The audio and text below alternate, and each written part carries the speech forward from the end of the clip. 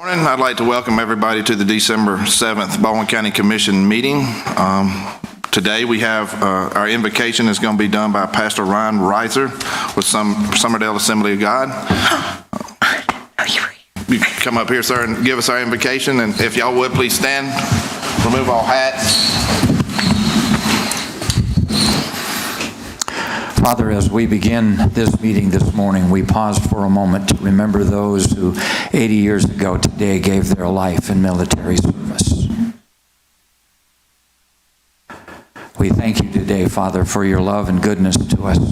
We thank you, Father, that today you will give these commissioners wisdom and guidance, direction, understanding, Father, in the decisions that they need to make in regards to running our county. We thank you, Father, for their dedication to this.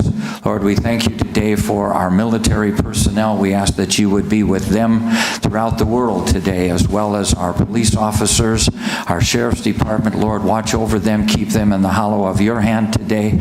We thank you, Father, for all of the workers and our first responders that work and dedicate themselves to making our county a better place to live. So, Lord, today we call upon you and ask that you would bless. In Jesus' name, amen. Amen. Amen. Please join me. I pledge allegiance to the flag of the United States of America and to the republic for which it stands, one nation, under God, indivisible, with liberty and justice for all. Thank you. Thank you, Commissioner Davis. Yes, sir. Thank you, Pastor, for that invocation. All right, start of the meeting, we're going to have the adoption of the November 16th, 2021 regular meeting minutes. Commissioners, I get a motion? Mr. Chairman, I make a motion we approve the minutes from November 16th, 2021. I'll second that. We have a motion by Commissioner Gruber, seconded by Commissioner Davis to adopt the November 16th, 2021 regular meeting minutes. All those in favor signify by saying aye. Aye. Motion carries. Next, Commissioners, we have before us our action items. All of the items that we talked about yesterday at the work session.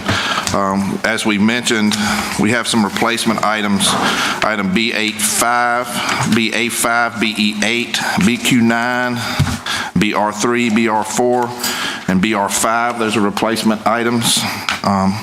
And as well as we are going to be pulling an item from this, as we discussed yesterday, BN7. All the rest, BA items are ready for your action. Do I have a motion? So moved. And I have a second. Got a motion by Commissioner Underwood, a second by Commissioner Davis to pass our action items. All those in favor signify by saying aye. Aye. All right, motion passes. All right. Next up, we have our presentations. I would like to ask Sheriff Mack to come up to the podium and do our presentations. Thank you, Mr. Chairman. Good morning. Good morning. Morning. To all of you this morning. It's good to be here with you today.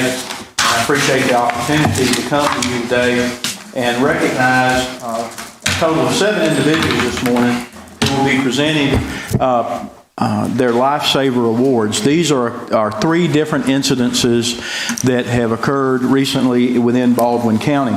As I've stood before you before, you know that the Lifesaver Award is given to a deputy sheriff or officer or corrections officer who is participating in the saving of a life of an individual.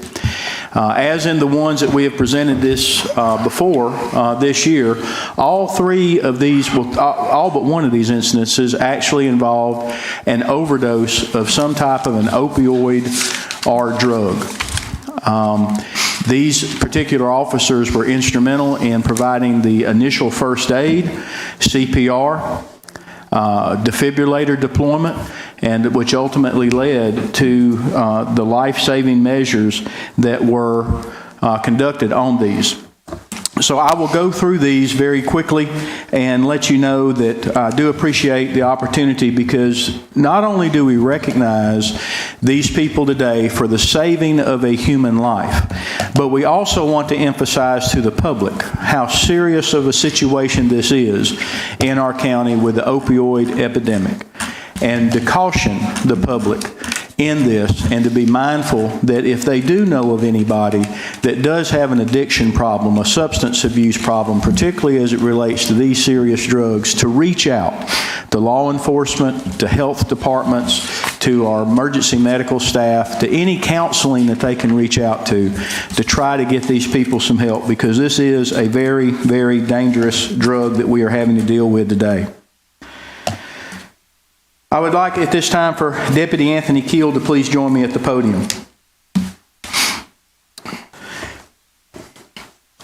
It is my pleasure to award a Lifesaver Award for actions taken on the evening of May the 30th, 2021. There was a call for service on Melvin Richardson Road in Bay Minette, Alabama. Deputy Keel was dispatched to the address to assist medical personnel with a report of a sudden cardiac arrest. Upon arrival, he observed the person's wife and neighbor performing chest compressions on the unresponsive patient.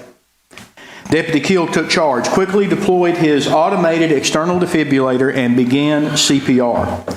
He continued CPR while coordinating with a backup deputy on the scene and until emergency medical technicians could arrive. Soon after his efforts, the result was the individual regained a pulse and was transported to North Baldwin Infirmary, where he was continued to be treated. Deputy Keel's determined efforts and outstanding initiative during this call for service were instrumental in assisting this person to the hospital where he received advanced medical care. His unselfish efforts and valiant service reflect greatly upon himself and those that he serves with. His actions during this event set the example for fellow deputies to follow and to exemplify the highest traditions of humanitarian service and the values of the Baldwin County Sheriff's Office.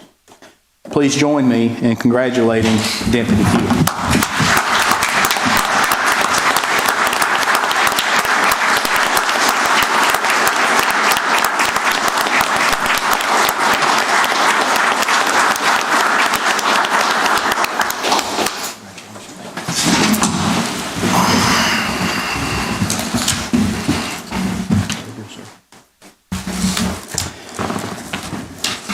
Next, I would like to ask Deputy David Aldretti, Deputy Zach Polos, and Deputy Zach Dinkins to join me at the podium.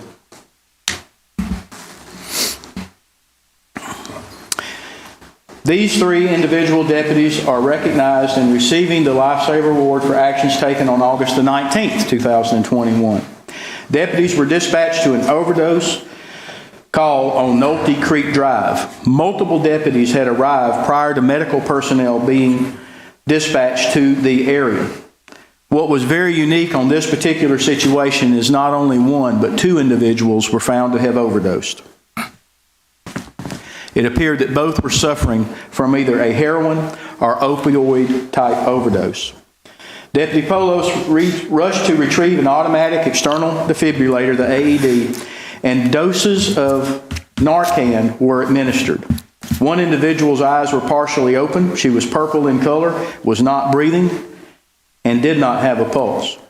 2 doses of Narcan were administered while Deputy Aldretti continued CPR and Deputy Polos deployed the AED.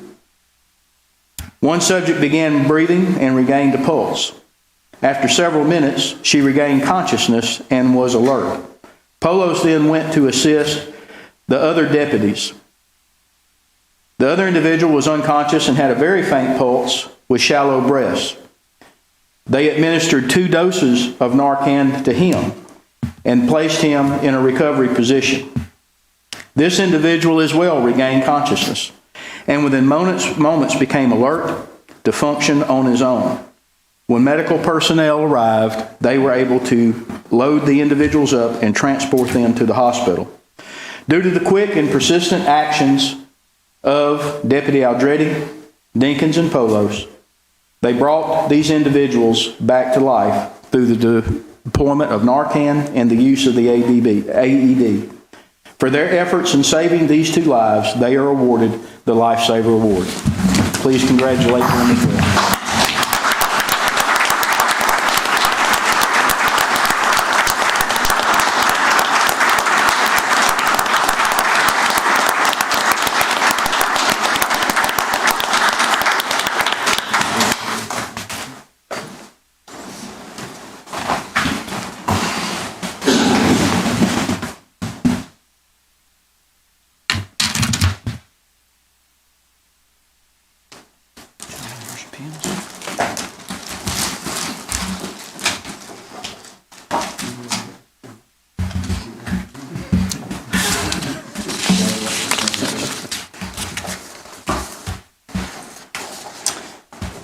At this time, I would ask Deputy Daniel Daughtry, Sergeant Sherry Oliver of the Foley Police Department, and Corporal Bob Fennell of the Foley Police Department to please join me at the podium. In this particular incident, this occurred on September the 30th,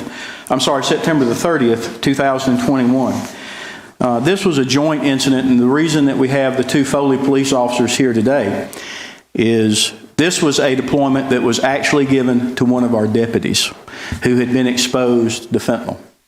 So today we also have Foley Police Chief Thurston Bullock and Foley Police Public Director David Wilson are in our audience as well.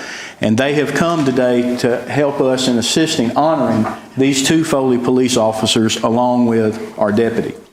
On the afternoon of September the 30th, 2021, a Baldwin County Sheriff's deputy who was on routine patrol in the Elsinore community spotted a red Chevy Silverado matching the description of a truck that had been reported stolen by the Foley Police Department. The deputy initiated a traffic stop. The vehicle was driven by one individual and also a passenger was in the vehicle. The deputy was able to detain both subjects without incident. Other deputies and investigators for the Foley Police Department arrived to assist in the investigation. During a search of the vehicle, numerous drugs, to include methamphetamines, pills, and fentanyl, were located within the vehicle. Also, there was paraphernalia that would indicate that this was not a simple possession case, but in fact was a distribution case due to the paraphernalia they had in the vehicle, such as scales, plastic baggies, spoons, and etc. While processing the drug evidence, the deputy told the other investigators that he had a sudden chill that lasted a second and then passed. The deputy then said that he felt fine. He took a break from processing the evidence and attended to other duties. He stated that he felt fine and was still okay. However, approximately 15 minutes later, the deputy suddenly passed out and went to the ground.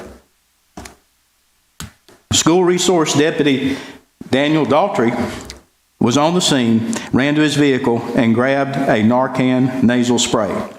Tossed it to Foley PD investigator Sergeant Shelly Oliver, who administered a single dose. The deputy was revived almost instantly. In approximately 10 to 15 seconds from that time, the deputy passed out again until Narcan could be administered again. The deputy was transported to South Baldwin Regional Medical Center, where he was later treated and released. Fortunately, the arresting deputy was not alone, and other law enforcement officers on the scene had the Narcan, which could be deployed. If not for the quick actions of Deputy Daughtry, Sergeant Oliver, and Officer Fennell, this would not have resulted in the outcome of the deputy surviving this exposure. Both of these individuals were arrested, charged with possession of controlled substance with intent to distribute drug trafficking. Additional charges were also filed by the Foley Police Department. We have had a long-standing, great working relationship with all of our municipal police departments, and in particular the Foley Police Department. In fact, Sergeant Oliver has actually worked with us before in our drug task force and assisted us. It's because of this great coordination, the great camaraderie that we have, that led to this incident and ultimately the saving of this deputy's life. I thank them and award them the Lifesaver Award.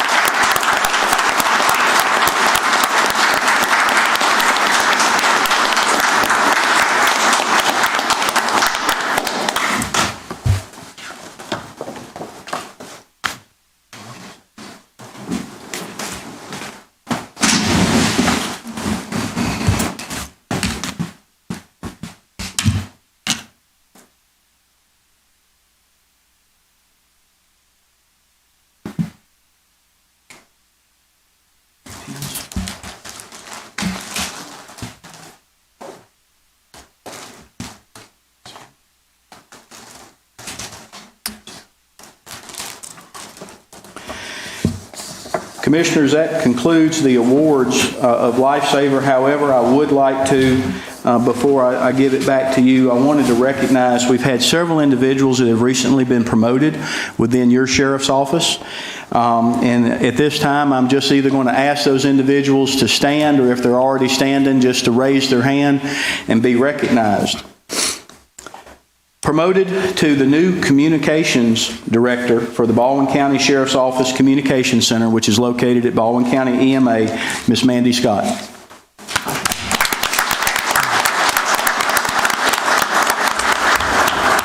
Promoted to Senior Communications Officer, Rebecca Richardson and Samantha Shambo.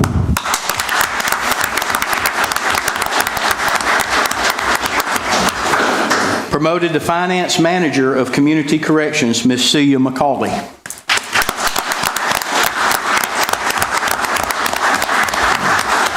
Promoted to Human Resource Specialist 2, Jennifer Nadaro.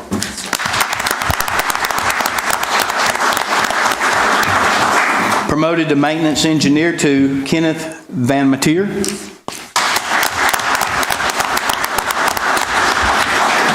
Promoted to Sergeant, Justin Correa, Investigation Division.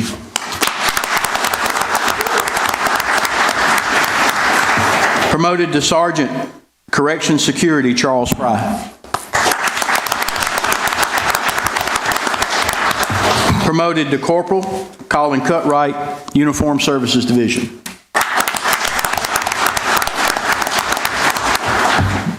Not with us today, I believe, was promoted Tyler Reed, Corporal, Uniform Services Division.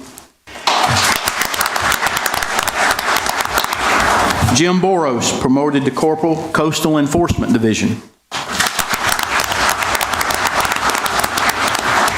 Promoted to Corporal, Phil Stern, Investigations Division.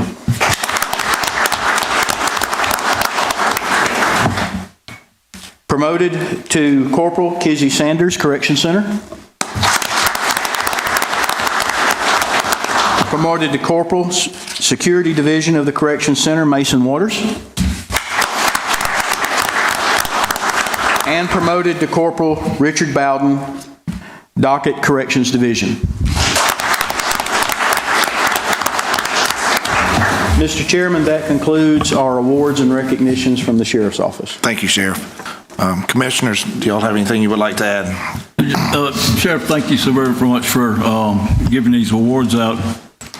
People don't realize what y'all see every day of the week with this opioids that's out there. You know, if it hadn't been for that, you know, there would have been several lives that would have been lost, including one of our deputies. Yes, sir.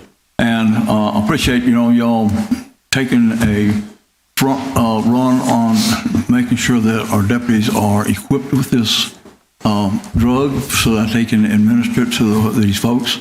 And also all the ones that got promotion. Thank y'all very much for your service. You know, y'all are what makes Baldwin County rock and roll like it does. So thank y'all very much.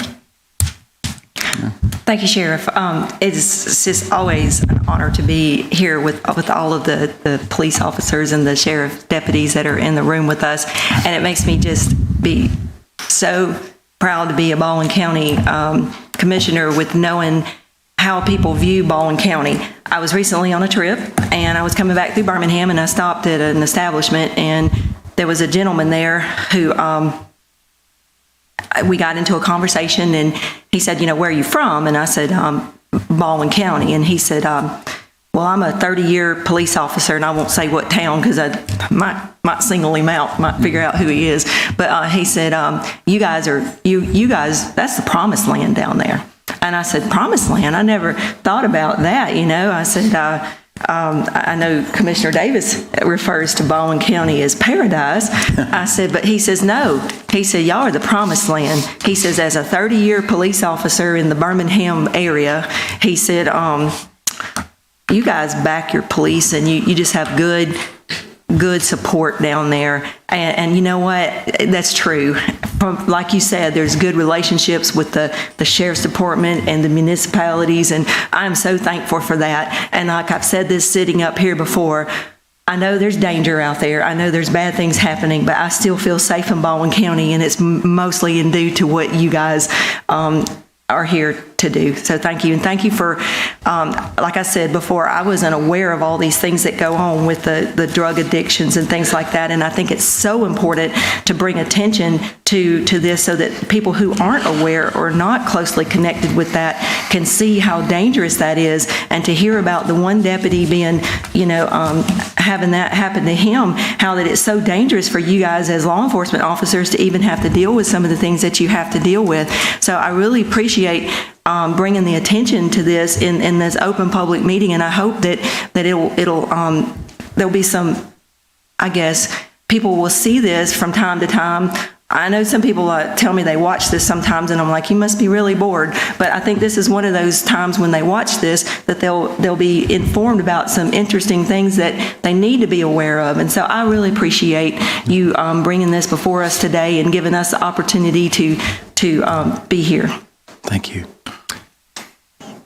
Sheriff, I think it goes without saying that I hold law enforcement at a very high standard in my family, always have and always will.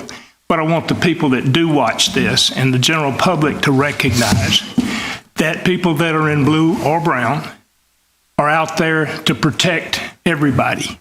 And so any knock that you get about dealing with the bad guys and how you deal with them, people need to recognize how many lives you save and how many good people benefit from y'all responding to whatever you're going to find when you get those calls. And I appreciate every one of you, and I want the general public to acknowledge and recognize that it's with a granddaughter that's on a police force and been involved at every level, beach patrol, sheriff's, dealing with the jailer, as well as the academy. I know firsthand, and I want each of you in uniform to thank your families, because they have to deal with some very tense situations as well. We appreciate you, and you're a very vital part of this great team that is, as I refer to it, Paradise. Thank you, sir. Thank you. Thank you, Sheriff, for these presentations. I'm getting all kind of messages because people forget. I think they have forgotten the singers that we have here today. But I have a method behind my madness, and I wanted you students to witness this first and to see these presentations. Not to mention, I promised the sheriff yesterday that I would do his thing first. So all these guys got to get back to work. Now, I don't know if y'all look behind you here. Y'all turn around and look behind you. You're very well taken care of in here today, right? That's right. I've been looking at us all the time. You hadn't seen it. We've got a whole wall full of people out there that does great things for this community. And I wanted y'all to hear. I didn't know y'all's schedule. You probably will thank me for getting back to school later than what you maybe thought. So these guys got to get to work. But I just wanted y'all to see this because what we do up here is very small and compared to what these guys do, and they look to us for help sometimes, and we're always there for them. Sheriff, with this being said, you know how I feel about law enforcement, and I always have had a passion in my heart for it. These Lifesaver Awards, every time that we give them out for these reasons here, it just, like Commissioner Davis was stating, it just shows the public once again in such a negative world that we live in towards law enforcement that sometimes we even help the bad guys out as well. And we save lives. We all have the capability to save our own lives in times of crisis. It's not just the Sheriff's Department, as Foley's represented here as well. We as county commissioners look to all law enforcement in this county and as well, and hold y'all to the highest standard that I can possibly think of. There's not a day that goes by that, I don't have any law enforcement in my family, but I worry about y'all just like you are my family. The sheriff can attest to this, because if I hear a bunch of sirens going off and see the cars blazing down the road, I call him. I say, I don't want to know what's happening. I just want to know if everybody's all right, or our guys all right. And if he says yes, then I've got, I understand that it's just something else happening, just normal business. But I know the job that y'all do is tough. We appreciate it as citizens. We appreciate it as a commission for y'all putting your life out there for the citizens of this county to make Baldwin County a great place to live as far as our safety is concerned. And just all of that. Just, I can't say anymore, Sheriff. It's humbling to be a part of y'all's presence again here today, and we appreciate everything that y'all do. Let's give these guys a round of applause.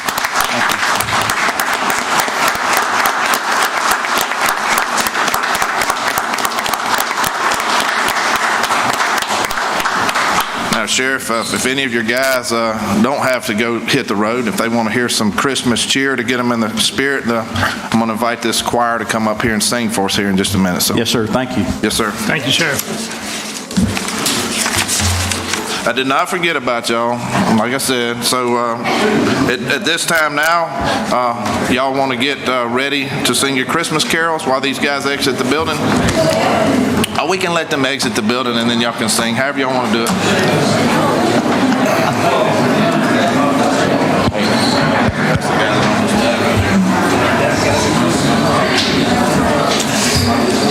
I think it was the first one. I think it was the first one. Let's get them out. Yeah, we must. Commissioners, y'all want to come around so we can watch them? Yeah, that's good.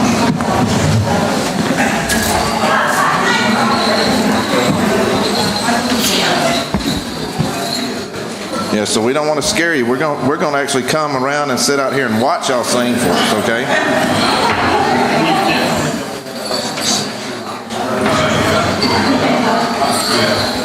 We're going to start with Rudolph. Oh, no.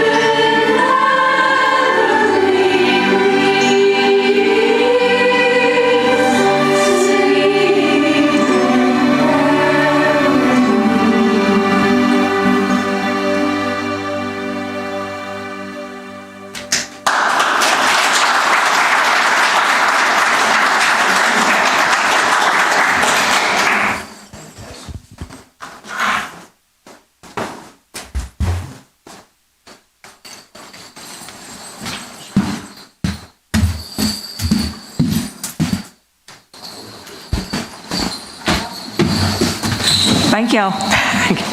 Thank you.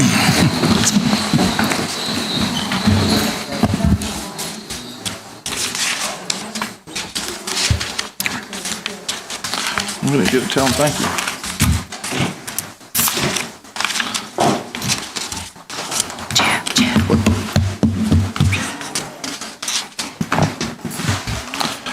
Hey, we would like to definitely thank the Daphne Middle School Choir for performing today, and they sang really good as well as you. Yeah, that's right. Absolutely. Nice. Thank you so Beautiful- much. beautiful voice. Thank y'all. Thank you. It's beautiful. Thank you. Commissioners, we have one more action item that we need to tend to. Item BE8 needs to be voted on separately, as we discussed yesterday. So if I can get a motion on item BE8. I make a motion, we pass resolution 2022-027, pledging simplified seller's use tax proceeds. I'll second that. I've got a motion by Commissioner Gruber, a second by Commissioner Underwood to pass item BE8. All those in favor signify by saying aye. Aye. Motion passes.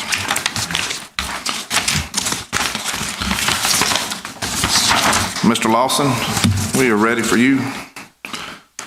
He's got a shovel. Uh-oh. Oh, I was going to say, big tall guy swinging a shovel. That's where you can duck down by. Good morning, Commissioners. Good morning. Good morning. And keep the theme of good things going this morning. So, Area Development Magazine is a publication in the economic development world that is one of the leading publications, and every year they recognize the most significant economic development projects across the country, and it's called their Golden Shovel Awards. And so on an annual basis, they hand out Golden Shovel Awards to not only states that exceed in economic development projects located within that year, but also certain projects that they consider significant economic development projects, either based on job creation, investment, and or the size of the project itself. And so last year, only 8 states in the country were awarded Golden Shovel Awards. And within those 8 states, certain projects were awarded. And so last year, the Aldi Regional Headquarters and Distribution Center that located in Loxley, Alabama, creating 200 jobs and investing over $100 million, was awarded a Golden Shovel Award by Area Development this year. It's usually a year in behind when they award. So we were awarded this award, and so I'm here today to present you, the Baldwin County Commission, the Golden Shovel Award for 2020 for the Aldi Regional Headquarters. So if you'll come down and receive that award, we'll get a photo op. And again, thank you for your leadership on the project and your help in recruiting this significant investment in our community.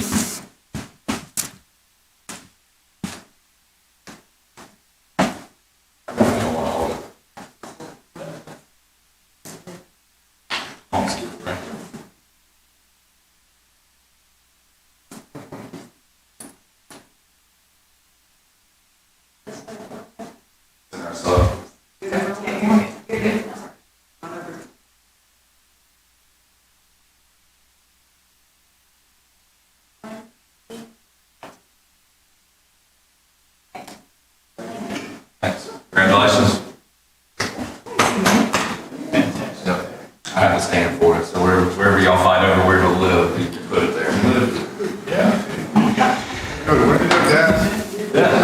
Again, so for the public's acknowledgement too, again, the project itself was 200 new jobs, $100 million of capital investment. The project itself will be completed in August of this year, and the facility will be operational then. In addition to the initial investment, the payroll there will be an additional $50 million in payroll additionally annually to Baldwin County. So a great economic development project in Wynn, and again, your leadership and your help to assist our organization, the town of Loxley, and others to locate that project. It was considered one of the more significant wins in the U.S. So thank you again. Thank you, Lee. Thank you, and Can I thank say- your team. Can I say something? Yes, Commissioners, if y'all want to say something, you can. I just want to say something about Aldi. This past week, I had to go to Tennessee for a class, and right next to my hotel was an Aldi store. And I had never been in one before, and so I'd never been excited about, going into a grocery store when I'm out of town. I was out of town by myself on top of that, and it gets dark about 4:45 these days, so when I got out of class, it was pitch dark, and so I'm like, but this is right next to my hotel, so I ventured over there to Aldi because I wanted to see what is coming to Baldwin County. And I know there's people that live in Baldwin County who have lived other places or have relatives in other places and have been able to experience Aldi, but I had not. And so I was very impressed with Aldi. I talked to some of the people who worked in the store, and I kind of went in there taking photos. And if you're friends with me on Facebook, you've seen it on Facebook already. But I was very impressed with this one gentleman that stopped, and I said, I hope you don't think I'm weird. I'm not from your competition. I'm not in here trying to, I'm not secretly shopping you or any of that kind of stuff. I said, I just want to tell my people that where I'm from, what's coming to Baldwin County. And he's like, oh, I said, well, how long have you worked here? And he said, only 6 months, but he said, I'm a chef and I come from the restaurant world. And he said, with all the uncertainty and the COVID and pandemic and all that stuff going on, he said, I decided to try something different. And he said, so I've been working here for 6 months. And he said, I love it. He said, Aldi treats us well with benefits. They treat us well they're giving us extra holiday pay between Christmas, Thanksgiving and Christmas. And he said, I don't know that I'm going to go back to the restaurant world. And so he said, the lady up there on the cash register, she's been with Aldi for 17 years and absolutely loves it. So, of course, I had to talk to her when I got to the checkout counter. But I was very impressed with the selection of items that are in there. Now, it's not going to be, it's different. Somebody was asking me on Facebook, is it better than this or that? It's different. Okay, it has a different selection of items, but the biggest thing that I will say is there's a lot of value available for the people. There's a lot of brands that are made for Aldi and stuff like that. So I feel like with the way the population is growing in Baldwin County, there is an opportunity for more than one type of store and different things. And so with us having a distribution center, not only will we be able to shop at an Aldi, but people will be able to work at the distribution center. And I'm sorry, I know I'm up here talking a little more than that I maybe have a time allotted to do, but I just wanted to share that with you, and I thought it was very timely that I was able to experience that, and then you come in and show us an award that we got for the economic development portion of that. So thank y'all. Thank you for listening to me. All right. Next up, Mr. Hood, would you like to come up and tell us a little bit about what our EMA has done? Good morning, Commissioners. Good morning. Thank you very much. Good morning. I tell you, it's going to be difficult following up a lifesaver presentation, a golden shovel presentation where we're bringing in Aldi, which is great and wonderful. Stores like this always, we partner with them outside of what they do from their scope to help, and so that'd be something we look at. But I'm certainly not going to be able to sing Rudolph the Red-Nosed Reindeer either, but Thank you. but hey, I do bring just an update from the Emergency Management Office, if you will.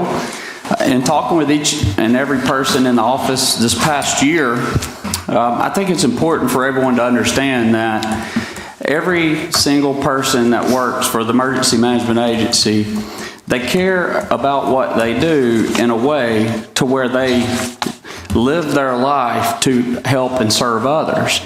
And asking each and every one of them what their purpose is and what is their passion and what are they passionate about, it always goes around to doing emergency management type work because it helps someone somewhere.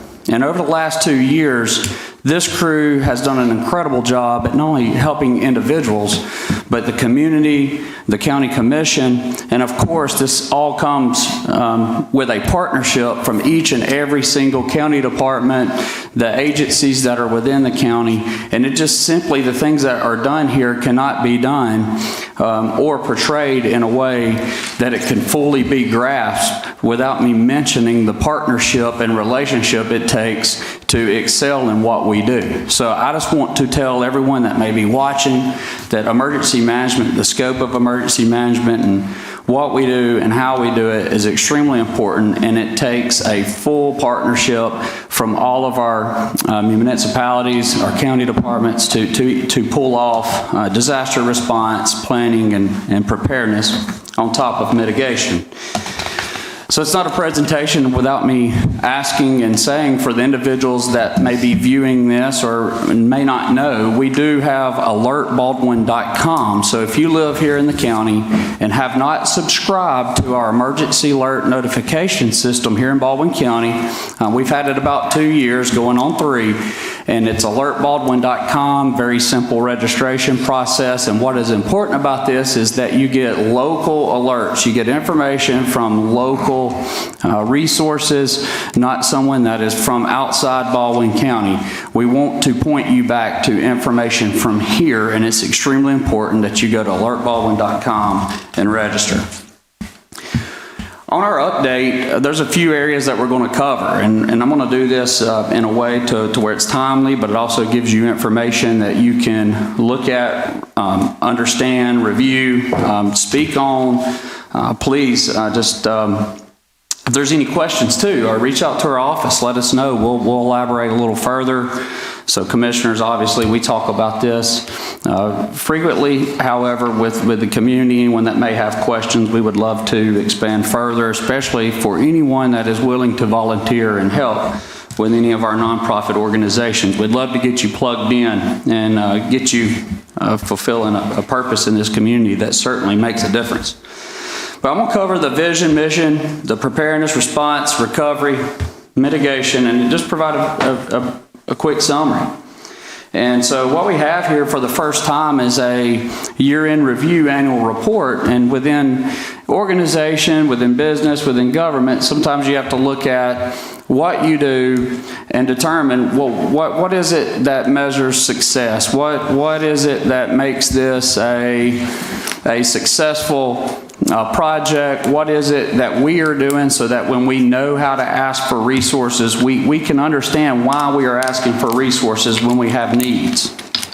And so this report is here to help us with that, and it's something that we can lock in and maintain year in, year out from here forward. I'm not going to read the whole scope of the Emergency Management Department, but our vision and mission is on the board. And again, our 4 main phases are preparedness, response, recovery, mitigation.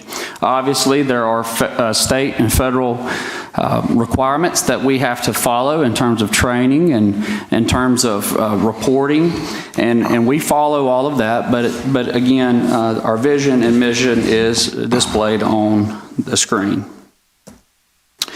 Let's cover preparedness first.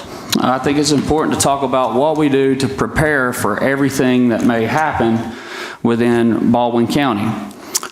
First, let me say, often we get approached and no one really knows what the Emergency Management Agency is or what we do, and we always point them toward hurricane preparedness, and it kind of starts registering or clicking, but we do much more than hurricanes. We look at planning and response for hazardous materials. We look at just a large scope of threats that could occur based on a risk assessment that we maintain from the state and federal level, and we also have ours here locally. But within preparedness, it's also important that our staff is prepared. So you'll see we have 143 staff training hours this past year.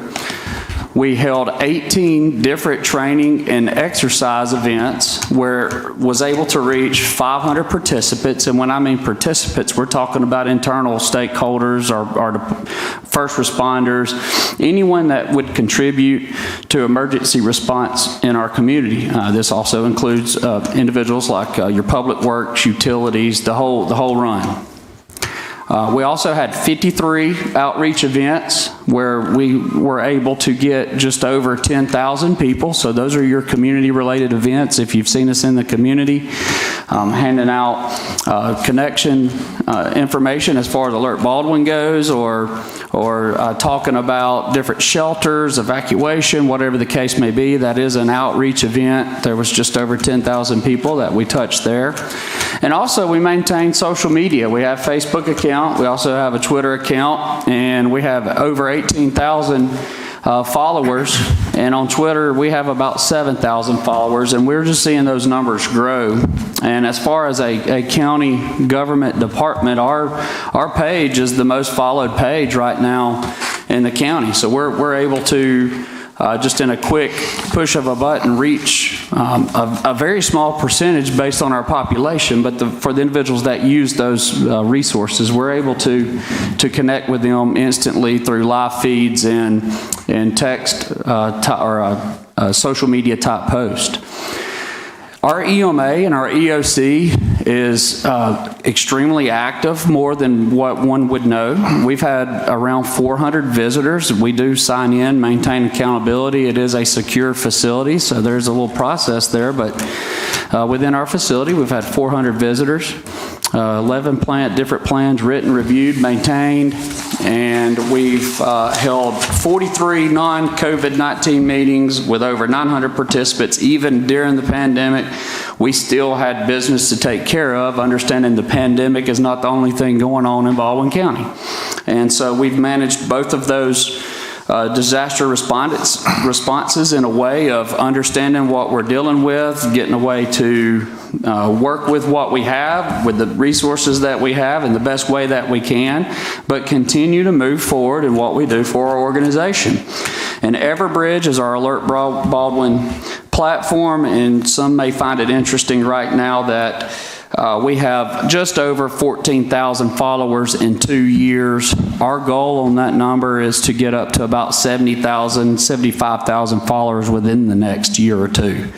And so we want to continue to expand on Everbridge and grow Everbridge. That is the most important piece as far as preparedness goes for us. So there's an intentional focus on increasing those opt-ins, those followers.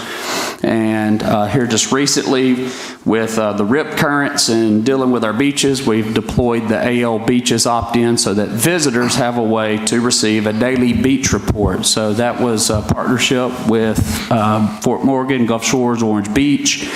And you can text message the word AL Beaches to 888-777. Your daily beach report will come every single morning. So it's not the complete answer to dealing with rip currents, but it's a way forward. As far as response goes, so we covered preparedness, we're on to response. There's different reasons why we would engage in what we consider to be a response, most of which are some that the public may not see. So the National Response Center, anytime there's a hazardous materials spill release, whether it's one of the platforms out in the Gulf of Mexico or a truck on I-10, we receive that report and we have to identify what type of action items are taken forward with the Alabama Department of Environmental Management or the Coast Guard or any of the state responding offices. And a lot of times it's just a large collaboration on what we actually have, figuring out what's the truth or the ground truth we call it, and then identifying that in a way to where it's reported and maintained. We've had just this year 6 activations. That's where we stay through the evening, overnight, and the next day at various levels.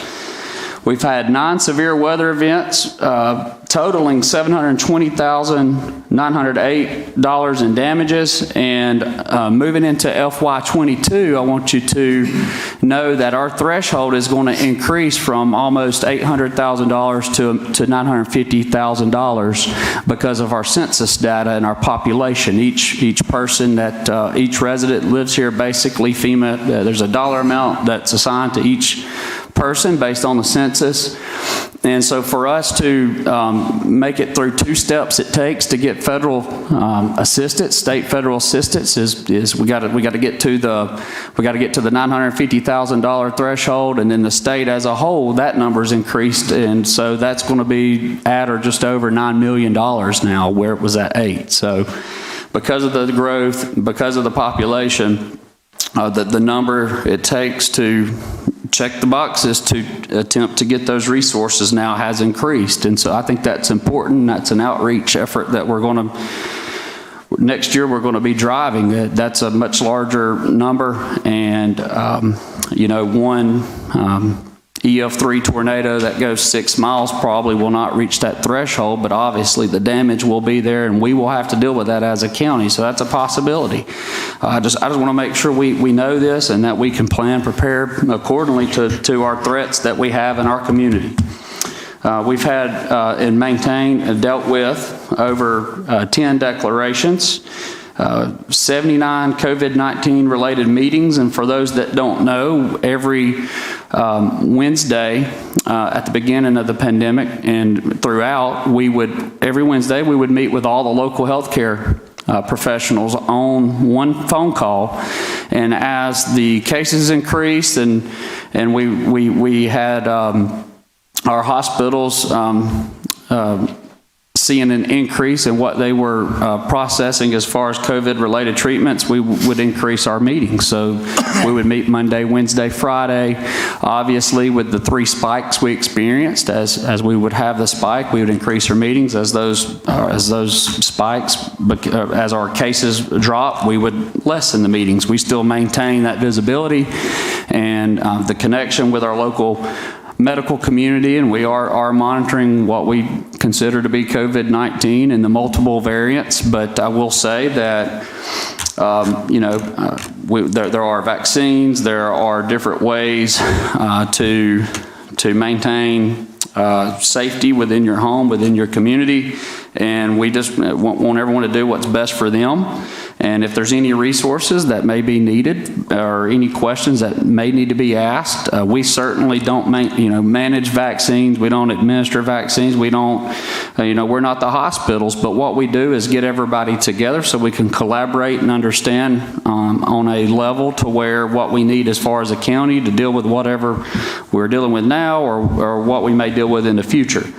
So, We've participated in 3,600 hours of different type pandemic-related meetings, whether it be the Department of Public Health, whether it be the CDC.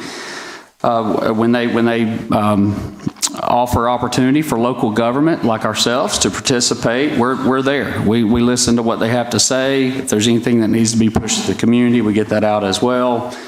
Very early on during vaccination distribution, it's not conventional for emergency management agency to be a part of running a vaccine clinic, but we were a part of that because if we wouldn't have been, then the vaccine clinics locally wouldn't have happened. And so we were asked to help. We did help. There was about 12,460 COVID vaccines administered in the county. And we did that, I think it was about 6 different times before the resources that we needed to manage that type of clinic finally came in. And so very interesting when there's not a plan of action that occurs where you know exactly what's needed and when. The pandemic was very different. The vaccinations, there was a lot of questions. There was individuals that were very interested, individuals that were not, and basically the need was just to have an area for people that wanted it to go. And we participated in managing our relationships here within the county to provide those services where they were best fit. And then also, as an ongoing effort, there's been just over 6,000 different COVID-19 tests, and a lot of that has been done by a contractor through the Alabama Department of Public Health, but that information is always sent to us to where we can maintain visibility on those numbers and understand what we're seeing here so we can project what we may see forward. As far as recovery, we're still in the middle of recovery. It's going to take a while to recovery from Hurricane Sally. We still have homes, personal homes. We still have public buildings and just various situations where we are in some form of recovery, depending on where you live within the county. And those recovery occurs, and it takes years. And so there's really not a whole lot of data other than some numbers that we have in terms of public assistance, individual assistance, and things like that. But that can be very confusing. And this is ongoing and will be for quite some time. I think when I came in 1st of April 19, there was still a line item, recovery line item, in the EMA budget, and that was back, dates back to Hurricane Ivan. So just to kind of give you an idea of recovery and some of the needs that come with storms. Obviously, COVID-19 and things that had to be done back in 20. As far as managing different closures and just navigating the unknowns, we're obviously in recovery from that, and there's various programs that are assisting with that as well. Mitigation, we do have a planning grants division of our agency. It is probably one of the more active as far as mitigation and grants goes through EMA. It's one of the most active departments that I have seen throughout the state and probably nation, as far as just individuals trying to reach different dollars. And so just through our department alone, we're managing or monitoring over 23 different grants. It goes from everything from state to federal grants. 13 different grants were worked in-house. Our hazard mitigation planning committee meetings, we've held 8 of those. That is a requirement to receive some of those dollars.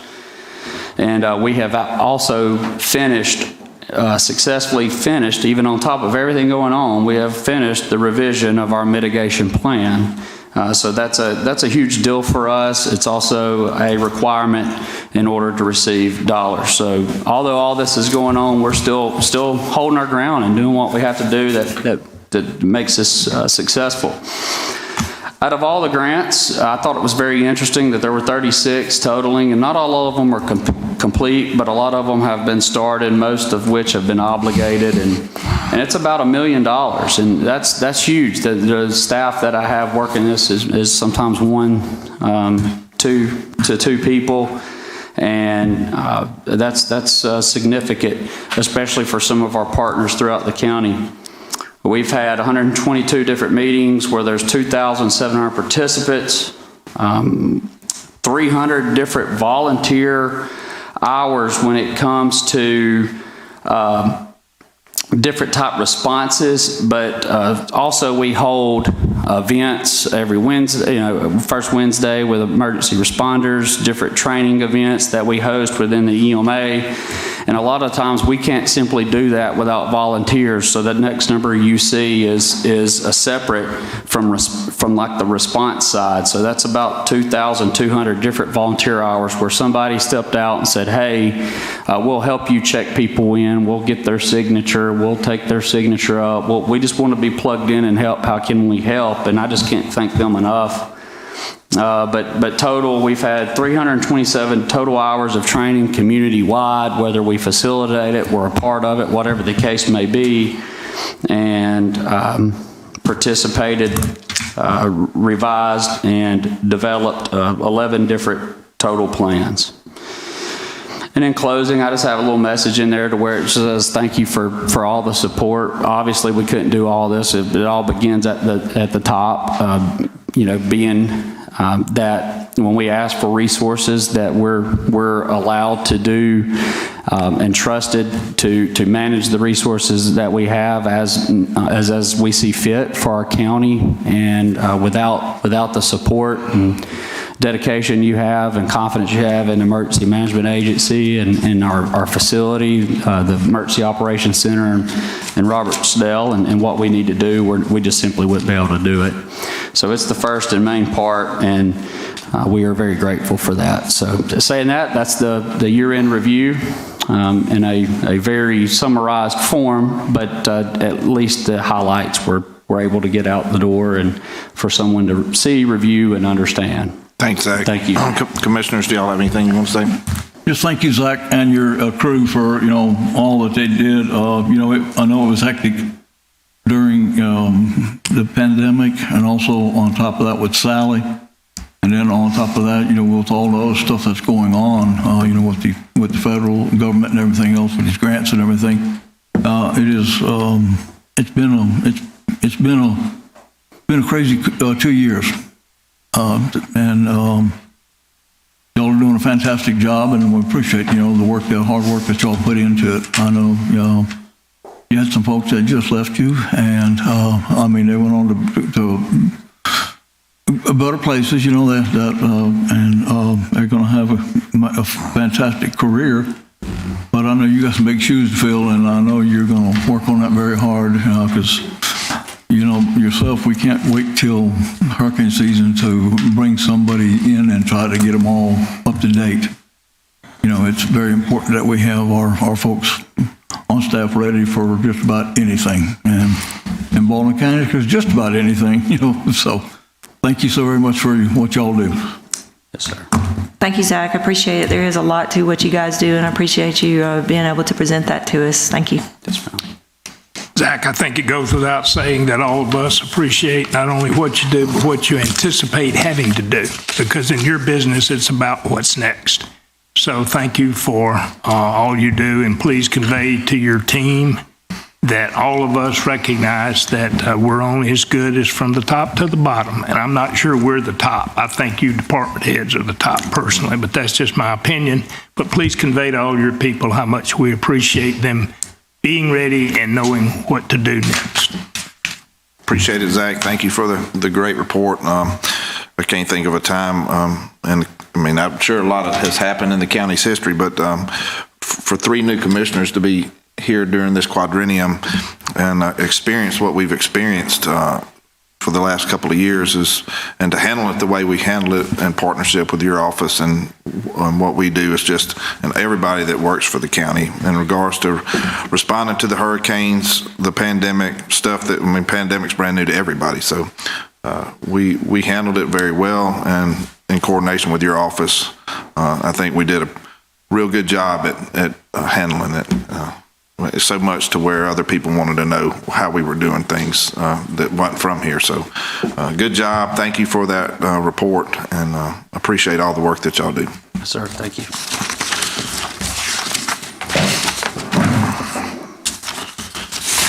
Mr. Gruber, we need to pay some bills. Okay. Mr. Chairman, I'd like a motion that we pay the bills totaling $6,491,600.16, of which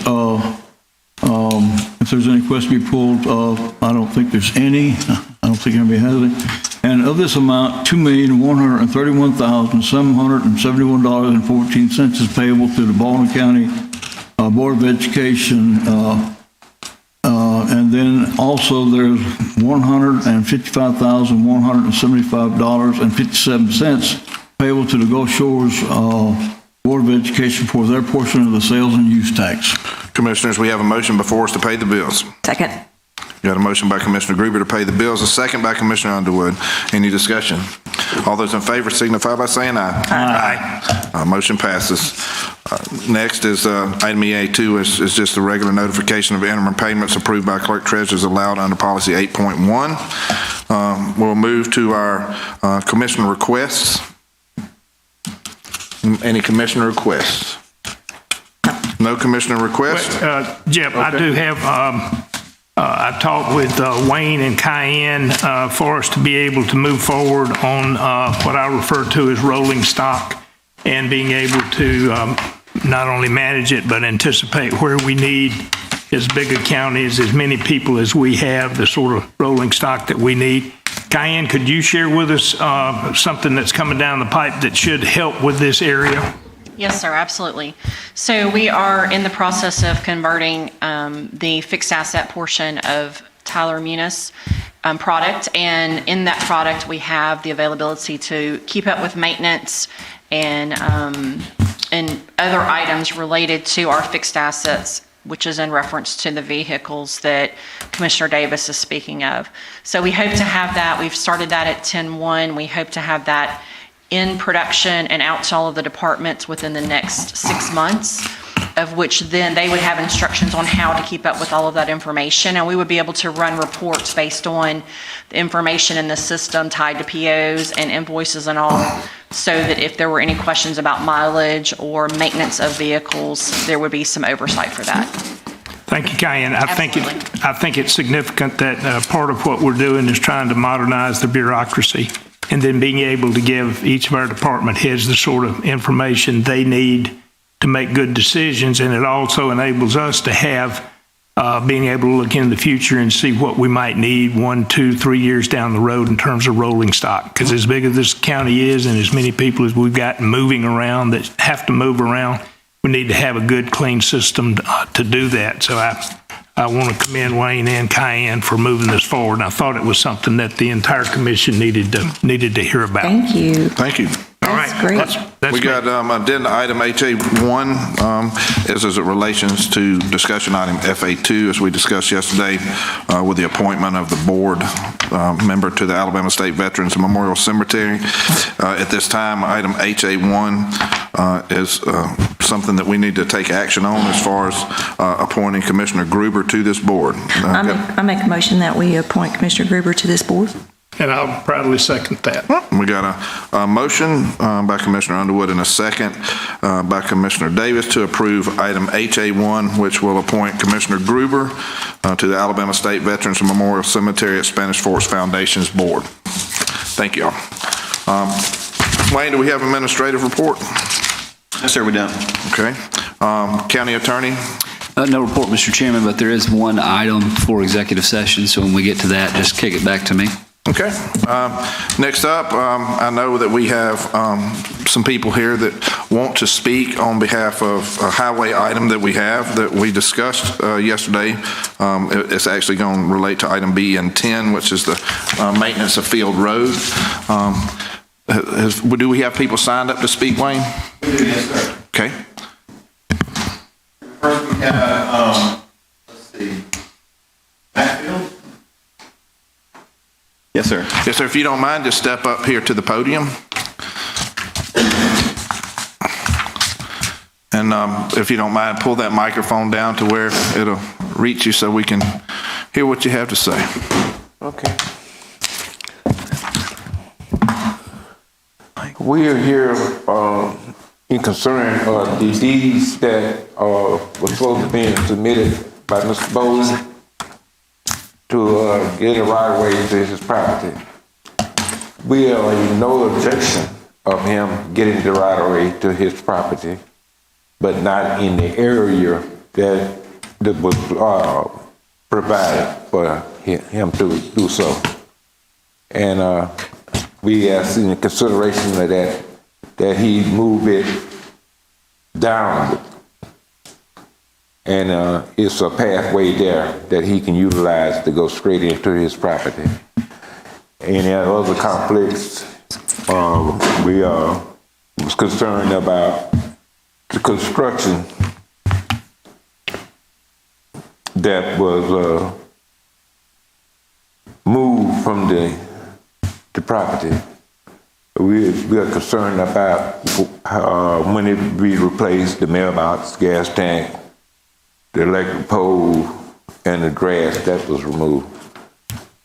We would like that to be replaced prior to him having access to the road that goes into his property.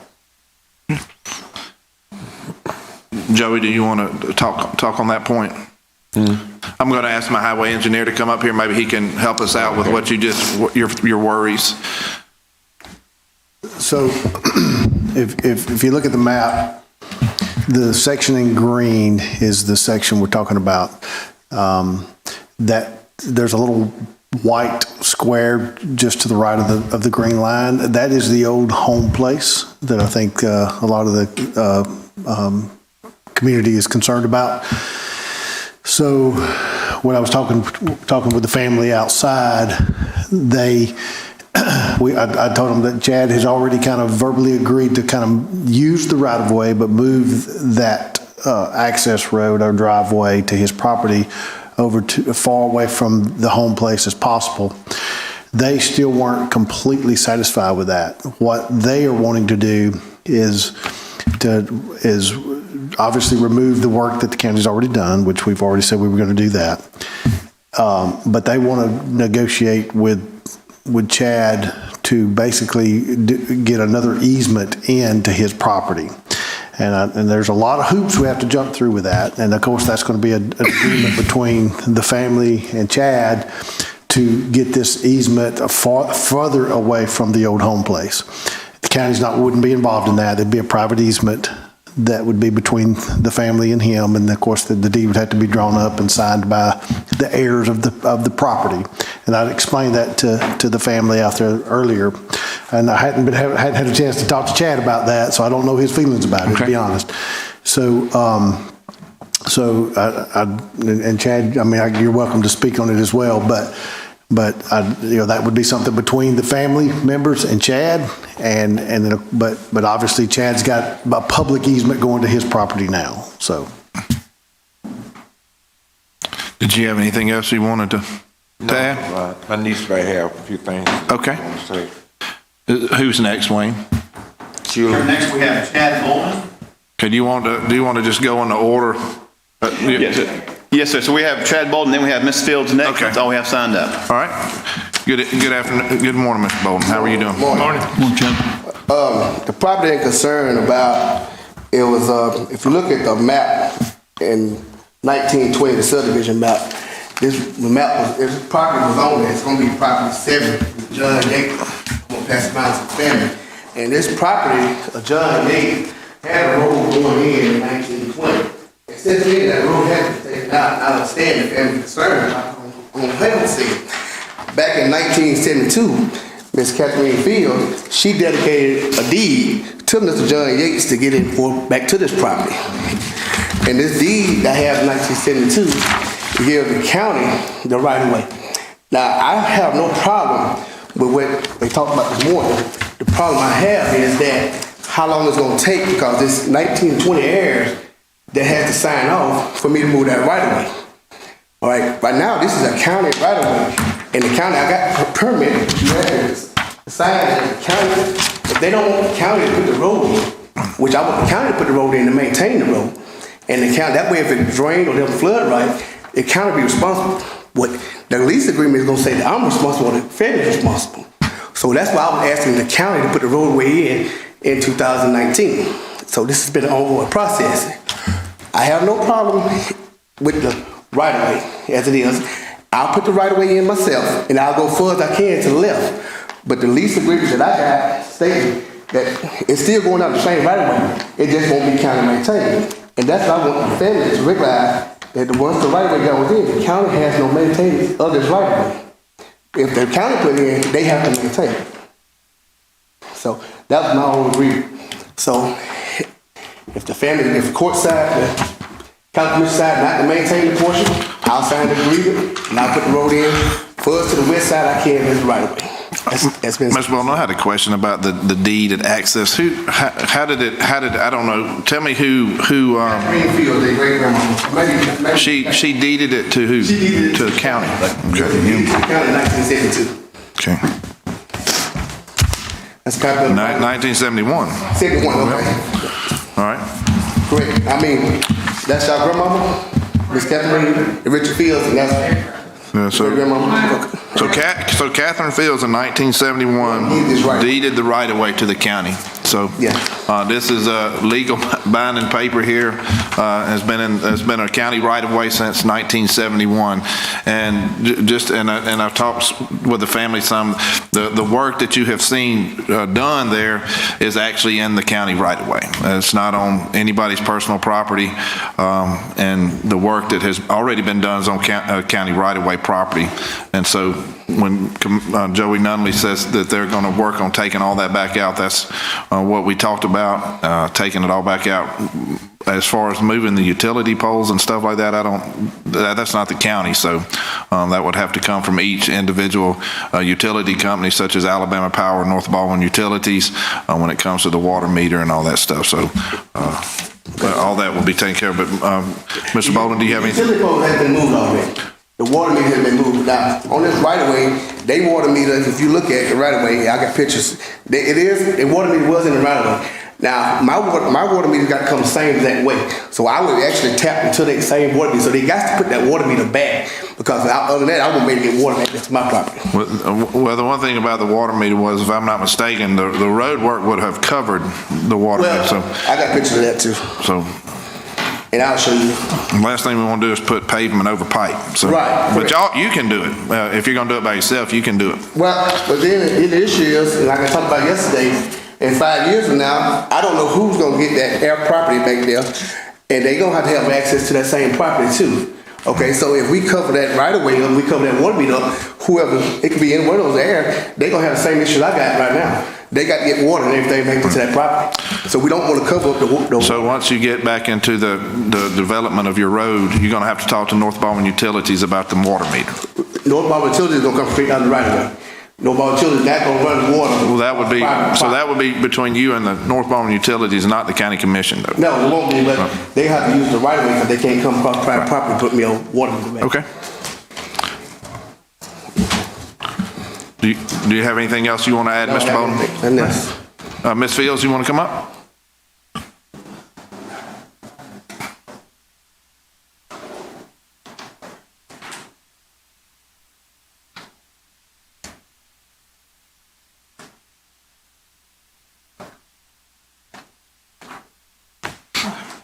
Good morning, Commissioner and officiating board members. My uncle, he pretty much covered everything. As he said, we're not trying to restrict any access for Mr. Baldwin to have, right away to his property, but we do want it moved over. I'm aware of the 1971 right of way to the county, and that was something that we had talked about vacating on a vacated right of way, so that he could gain what is called, I guess, a necessity easement. If that's an option, we would definitely like to go that route. Hey, Sheila, will you pull that microphone down to you? There, thank you. Okay. If that's an option, we would definitely like to go that route for a necessity easement. Because right now it is disturbing the enjoyment, although the dwelling is unoccupied, it is disturbing the property. It has been there for over 70 years. We had a large oak tree there for over 70 years that was removed, our family mailbox, and different other things that don't mean anything to them, but they were very personal and sentimental to us. So that's why we have this issue. We do want Chad to gain access, yes, but where he's gaining access, no, sir, we don't. So if it takes the 20 or 30 heirs that is needed to sign off, we're willing to do an agreement, written, notarized, and recorded if necessary to do so. If he can just give us a time span to collect those signatures, we're willing to compromise with him to make this as amicable as possible. Right. So. Yep, that would definitely be something between the two different families there, and it would be up to Mr. Baldwin and coming up with some type of time frame that would appease them as well. As of like today, the county's totally out of this project, and I wish you the best, Mr. Baldwin. Is that something that you would be willing to? What kind of time frame are we talking about? Come back up here, Mr. Baldwin. In 2019, I don't have a problem with it. It wasn't. Mitchell is not our spokesperson for the Fields family. No, Mitchell had nothing to do with this. When I acquired the property in 2006, I acquired the property, and then I was going in the back way, which was a courtesy right of Anderson, and Gene Prescott bought that property. Mr. Prescott is the one who told me my right of way was Fields Road. My address is 5500 Fields Road. Right. So Mitchell had nothing to do with that, but if the family is willing to, what kind of time frame we talking about getting the signature? Don't they have to deed the land out to get a survey? Yes, sir. Before they do the right of way? Yes, sir. Okay, so y'all go ahead and deed all the property out to each other, and then how many people, different families, will might go through to get the right of way? Because if they deed to you and deed to Mitchell, deed to Matt, each family have to sign that right of way. It's going to be the surviving heirs. All right, so Mr. Baldwin, Ms. Fields, let me, because this is getting way outside the scope of our meeting today, and so what I'm going to do is I'm going to allow y'all some time to definitely talk about this and get all the stuff y'all need to have happen. If you ever need any help with anything, I'm sure that we will be glad to help you with some stuff. But as of today, this is out of the county's hands, and y'all going to be working together to do this somehow or another. Now, with that being said, the Fields family try to do something in a timely manner, because if it gets too long, he can still go along the same path that he always has a right to do. So, if y'all want to work out a deal, I'm sure there's people at this county level at the office that could help y'all with a deed and how to instruct how that would work. So, is there anybody else that wishes to speak on this matter? Have anything different to add? Okay. Mr. Chairman, I would encourage all the parties to create timelines and we don't know, and hopefully you know how many errors are involved, do you have good addresses and all that sort of stuff to go ahead and kind of make them aware of where you are, and then if there's a need for them to sign something, have a systematic way of getting that done and communicate it to Chad in terms of how long you think it'll take. So it's a matter of y'all working together. It's out of our hands as far as we see it right now. Commissioners, any other commissioners want to add anything? I just want to make a comment based on how you said that, the county does have the ability to vacate right-of-ways. But you wouldn't want to do that unless you know the person, that there's another avenue available. So I would encourage you guys, since you're all here together today and you've spoken and you've met and everything, to understand that not to drag him out a long time, but I mean, you guys need to work that out amongst yourselves. And as you can see, the county has not maintained that in the past, so it's not a huge priority for us to maintain it. It's to help our citizens in Baldwin County. Whenever AFMs, except for maintenance requests, come into the county, there's over 200 roads that are on that list right now. And for one to get on that list and to actually get approved and then be told not to do it, it's kind of disheartening to all the other ones that want that to happen throughout the county. So, and what always happens is right away. That's one of the biggest things that happens. So if you guys can work together and figure out, a way to get him that right away deeded beside that and make it work for everybody, then that would be the best thing for everybody, including even him. I don't think he would want to go, past that. But as far as the way I'm understanding this is that, there was a deeded right-of-way, that the county has not been maintaining that portion of that right-of-way, but we were willing to do that to give somebody, an access to their property. But since that's not what the general area wants, then would give him permission to use our right-of-way, because he can't just go out there and use the citizens' right-of-way without permission to do it. So I would just highly recommend that you guys get together, work together, and be very reasonable. And anybody that would need to sign off on donating that, please help him get that done so he can have access to his property, because it's a slow, tedious process in trying to get these areas where people desire to have their roads maintained by the county. Thank y'all. Commissioner Gruber? No, I'm just, I hope you all can work it out. It's tough, trying to, sometimes with family, it just makes it a little bit harder to come to an agreement, but I hope y'all can do that and make it better for everyone. Thank you. Thank y'all for joining us here today, and if y'all ever have any questions, you know how to get in touch with us, so we will be willing to continue to help you out with this process. Thank y'all. Thank y'all. Wayne, do we have anybody else signed up to speak today for anything? No, sir, we do not. So we're still in our public comments questions. Is there anybody in the public today that would wish to address the commission on any issues? Okay. We're down to press questions. Is there any press questions? Okay. Commissioner comments. Yes, Mr. Chairman, I got two quick comments. One, I want to commend the Baldwin County Economic Development Alliance, that's Lee's team, for not only what we've accomplished as a county and a region recently, this new Aldi, and we've got great sites available, and I'm sure there are others that are looking at us, and it's all about us putting together the skill sets and the ground and the partnership. So Lee, pass that on to your team, please, sir. And then my always FEMA reimbursement sort of topic. It's something that we have got to work real hard to get Montgomery to pay us their 12.5%. And I'm still looking into, it's one thing to have a law that we don't want to break any laws, but if we got a policy that's 30 years old, it might need to be modernized. So I'm going to be pursuing that as a commissioner, not for the official body, but as a citizen who's wanting us to get some motion on that, because that amount of money impacts our ability to do future projects and plan for future projects. So that's the two things that I wanted to comment on. Thank you. Commissioner Underwood. Just quickly. So I better turn that back on. Very quickly, just wanted to say thank you to all of our staff and everybody that works to put all these meetings together. It's a lot of work, and I just want to thank y'all and thank all the people that make this county great like it is.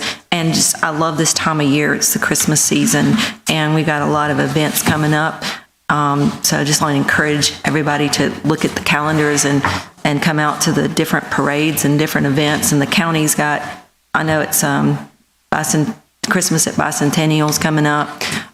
For those that don't know where Bicentennial Park is, it's in Stockton, and I've been trying to tell a lot of people about it. And just everybody be safe during the holidays. Thank you. Yeah, again, thank the staff for all they do. You know, it's pretty, sometimes get overwhelming, you know, when you have to get all these reports done, and so we can conduct our meeting. It's very important, you know, that we have it and get it done and get it done right. Also, I want to remember that everyone remember that today is Pearl Harbor Day. Mm-hmm. Many people lost their lives today in a situation that, you know, caused us to, you know, to go into war. So I just want remember those folks, because there are a few of those still left around that sacrificed a lot, and there's some that sacrificed everything, you know, that they lost their lives there. But anyway, I just want to thank those people, you know, for all they did for this country. Thank you very much. Yep, I just wanted to kind of repeat what all the commissioners always think about, thanking the staff for preparing this agenda. Pretty complex agenda with replacement items and stuff, and just thank the staff for, I guess, guiding me and helping me through this, because eventually I'll get this ironed out right. So it's on my third meeting, so it'll run more smoothly. With that being said, just again, reiterate some thanks to all of the law enforcement again. We had some special things done on this agenda that we didn't really get to talk about today, and I just wanted to give a special thanks out again to Cayenne, Deidre, and Ron Sink on an item that we worked on very hard to get to fruition, and I think some memos went out here today on that. So thank you again, Deidre, Cayenne, and Ron for working together, and all the staff and making that happen. We do have some Christmas time. We got events going on. If there's any praying people out there, you can quit praying for rain now. We got enough of that yesterday. So the weekend looks like a washout for most people. Hopefully, if you plan on attending the events, most of these events are going to be rain or shine. So just on Saturday, if there's some things you're going to be going to, maybe get you a rain slicker or some umbrellas or something, and be ready to enjoy some festivities, especially right here in Bay Minette with our annual Christmas festival that we have coming up. So if you're in the area, I encourage you to go to either here, I think Bicentennial Park as well, and all that kind of stuff. The choir this morning, I'm glad they sung kids songs. You know, those are, I don't even know why you needed books for that. So, but those are traditionally just something that makes you go back to your kid days instead of all the nice fancy Christmas carols that was out there. So that was neat to remember my childhood days of watching those old cartoons on TV that, you know. Those little clay yeah, they're all playing right now, so you know the list of them. So those, I think I even got the DVD set. So, but yes, just a great meeting today. I'm going to turn it over to our attorney before we adjourn today. Thank you, Mr. Chairman. I would recommend that the commission adjourn this meeting and convene an executive session for the purpose of discussing preliminary negotiations involving matters of trade or commerce in which the governmental body is in competition with private individuals or entities or other governmental bodies in Alabama or in other states or foreign nations, or to discuss matters or information of the character defined or described in the Alabama Trade Secrets Act. Lee will make his statement on the record, and then when he finishes, I'll give you more instructions.